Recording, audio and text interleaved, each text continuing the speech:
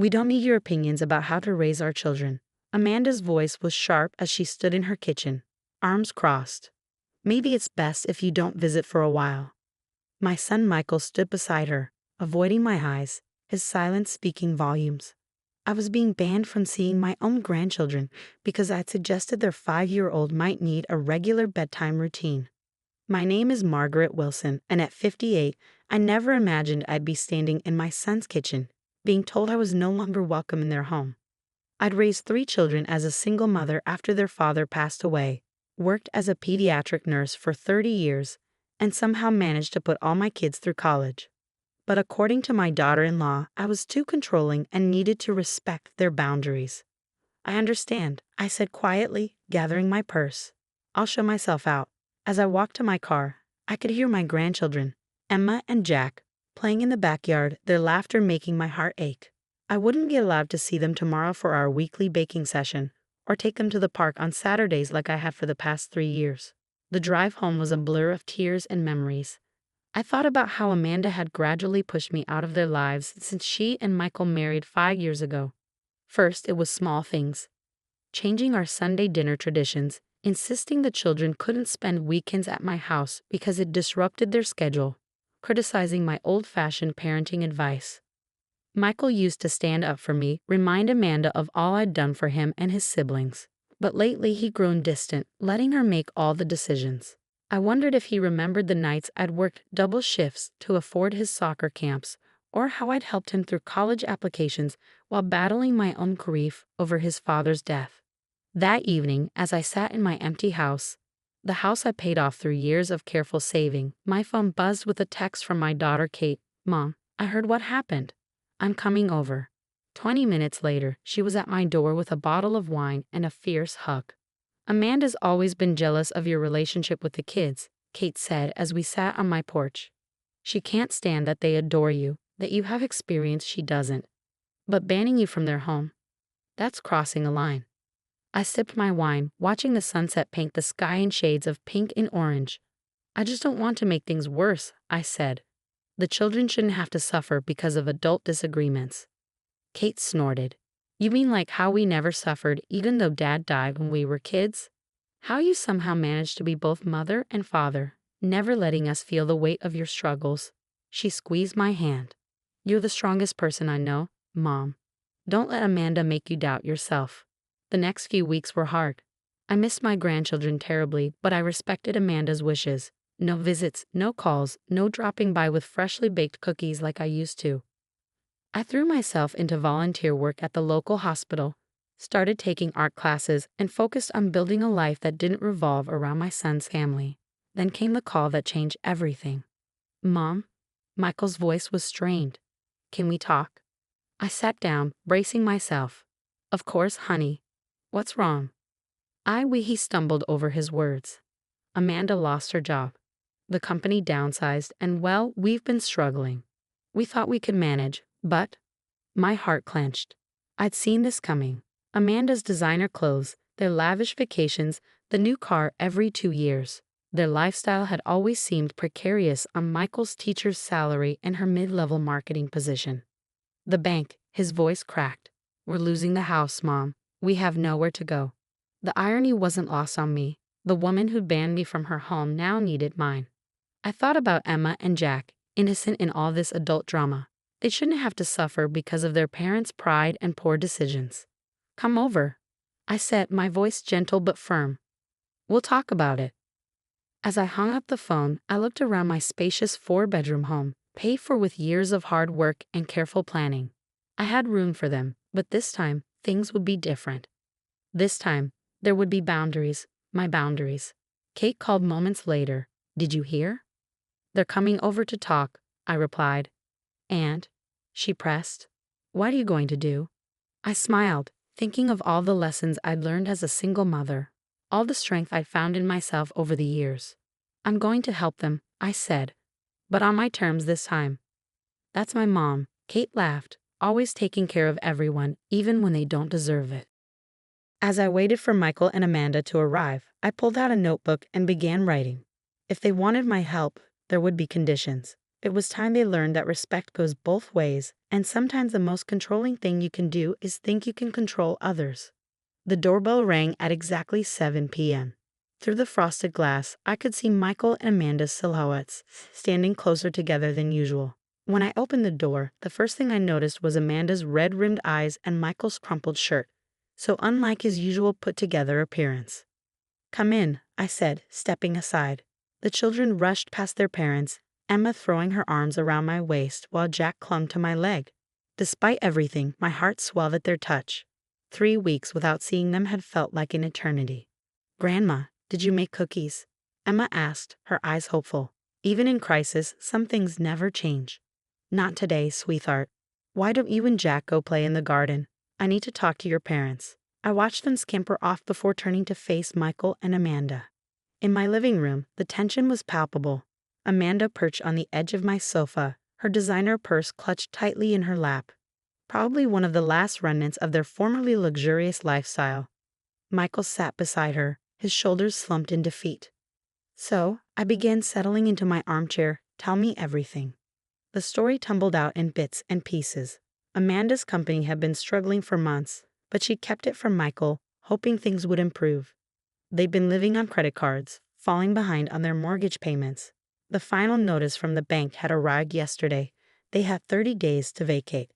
"We've looked at apartments," Michael said, running a hand through his hair, "but we can't afford the deposits. And with Amanda's job loss on our record. Not to mention the foreclosure," Amanda added quietly, a far cry from her usual confident tone. "Nobody wants to rent to us." I picked up my notebook, opening it to the page where I'd written my conditions. "I have room for all of you here," I said carefully. "But there need to be some ground rules." Amanda's head snapped up, her eyes narrowing slightly. "Old habits die hard, I suppose." But before she could speak, Michael placed a hand on her arm. "Whatever you say, Mom. We're just grateful you're willing to help." I took a deep breath. "First, this arrangement is temporary, 6 months maximum. During that time, you both need to focus on finding jobs and saving money. No unnecessary expenses." They nodded, though I saw Amanda's fingers tighten around her purse. "Second, while you're here, we share responsibilities. Cooking, cleaning, household maintenance, we all contribute. And third," I paused, meeting Amanda's eyes directly, "I get to be a grandmother again. No more restrictions on when I can see the children or how I interact with them." But Amanda started, but Michael cut her off. "Of course, Mom, you're right about everything. I should never have let things get to this point." I smiled softly at my son, seeing glimpses of the thoughtful boy he'd once been. "There's one more thing," I added. "I want us to have family counseling, all of us together. We need to address the real issues here, not just the financial ones." Amanda's face flushed, but she remained silent. The choice was clear: accept my terms or find another solution. After a moment, she gave a small nod. "When can we move in?" Michael asked. "This weekend," I replied. "That gives us time to prepare the rooms and set up a schedule." As if on cue, laughter erupted from the garden. Through the window, I could see Emma pushing Jack on the old tire swing their father had played on as a child. Some things come full circle, I thought. That night, after they'd left with promises to return Saturday morning, Kate called again. "How did it go?" "They agreed to everything," I said, settling into my favorite chair with a cup of tea. "Even the counseling." "Wow," Kate whistled. "Amanda must be desperate." "Are you sure about this, Mom? Living with them won't be easy." I thought about the children's laughter in my garden, about Michael's grateful eyes, even about Amanda's silent struggle with her pride. "No, it won't be easy," I agreed. "But sometimes the hardest things are the most worth doing." "Just promise me something," Kate said. "Promise you won't let them walk all over you again." "Don't worry," I assured her, glancing at my notebook where I'd written my conditions. "I've learned a few things about boundaries myself." As I prepared for bed that night, I walked through my house, imagining how different it would be in a few days. The quiet would be replaced by children's footsteps, the empty rooms filled with life again. It wouldn't be perfect, nothing ever is, but it would be a chance to rebuild what we lost. In Emma's soon-to-be room, I opened the closet where I'd stored the dollhouse Michael had played with as a child. Tomorrow, I clean it up, maybe add some new furniture. Sometimes the best way forward is to remember where you've been. The first month of our new living arrangement was a delicate dance of personalities and adjustments. Emma and Jack settled in easily, filling the house with the kind of chaos I'd missed since my own children grew up.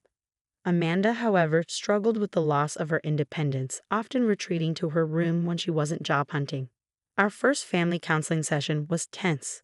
The therapist, Dr. Martinez, asked each of us to share our feelings about the situation. When it was Amanda's turn, she broke down. "I feel like a failure," she admitted, tears streaming down her face. "I was so determined to prove I could do everything perfectly, be the perfect mother, have the perfect career.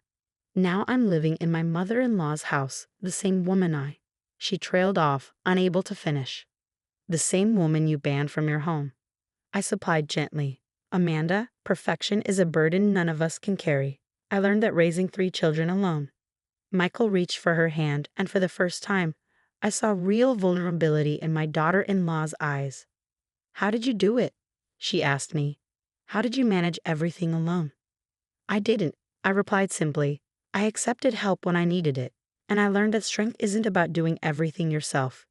It's about knowing when to lean on others." That conversation marked a turning point. Slowly, Amanda began to open up.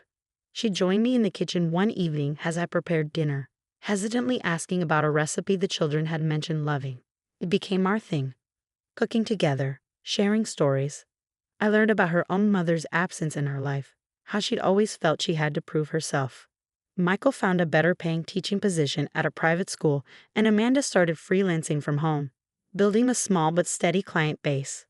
They were saving money, following my conditions diligently, but more importantly, they were learning to be part of a family again. One Saturday morning, about 3 months into our arrangement, I came downstairs to find Amanda going through old photo albums with the children. "Mom, look," Emma exclaimed. "Daddy was little like Jack in these pictures." Amanda looked up, her expression soft. "These albums are amazing, Margaret. You documented everything."